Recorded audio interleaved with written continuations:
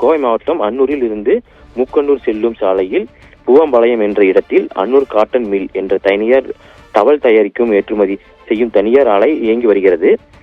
இங்கு அன்னூர் மற்றும் அதன் சுற்றுவட்டார பகுதிகளை சேர்ந்த சுமார் 500க்கும் மேற்பட்ட தொழிலாளர்கள் பணியாற்றி வரும் நிலையில் இந்த ஆலையில் உற்பத்தி செய்து வெளிநாடுகளுக்கு ஏற்றுமதி செய்ய குடோனில் தயாராக வைக்கப்பட்டிருந்த குடோனில் இருந்து திடீரென கரும்புகை வெளியாகிறது.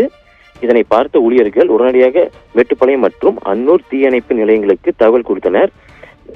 தீயணைப்பு வாகனங்கள் வருவதற்கு முன்பே காற்றின் வேகத்தால் தீ மெலமெலவென அலை முழுவதும் பரவி தீ கொழுந்துவிட்டு எரிந்தது. இதில் குடோனில் அடக்கி வைக்கப்பட்டிருந்த உற்பத்தி செய்த டவல் முழுவதும் எரிந்து சேதமானது. இந்த தீ விபத்தால் கோடிக்கணக்கான ரூபாய் மதிப்பிலான ஏற்றுமதி டவல்கள் மற்றும் அதனை தயாரிக்கும் இயந்திரங்கள் தீயில் கருகியது. இந்த தீ விபத்து காரணமாக அப்பகுதி முழுவதும் கரும்புகையாக சூழ்ந்துள்ளது. தகவலின் பெயரில் அன்னூர் மற்றும் மேட்டுப்பாளையம் தீயணைப்பு நிலையங்களில் இருந்த சம்பவ இடத்திற்கு வந்த 3 தீயணைப்பு வாகனங்கள் தீயை அணைக்கும் முயற்சியில் ஈடுபட்டு வருகின்றனர். சுமார் 1 மணி நேரத்திற்கும் மேலாக தீயணைப்பு வீரர்கள் தண்ணீரை பீச்சி அடித்து தீயை கட்டுக்குள் கொண்டு வரும் முயற்சியில் ஈடுபட்டு வருகின்றனர். இன்று ஞாயிற்றுக்கிழமை என்பதால் தொழிலாளர்கள் யாரும் பணிக்கு வராததால் உயிர் சேதம் தவிர்க்கப்பட்டது. இந்த தீ விபத்து காரணமாக அன்னூர் மற்றும் அதன் சுற்றுவட்டார பகுதிகளில் பரபரப்பான சூழல் நிலவி வருகிறது.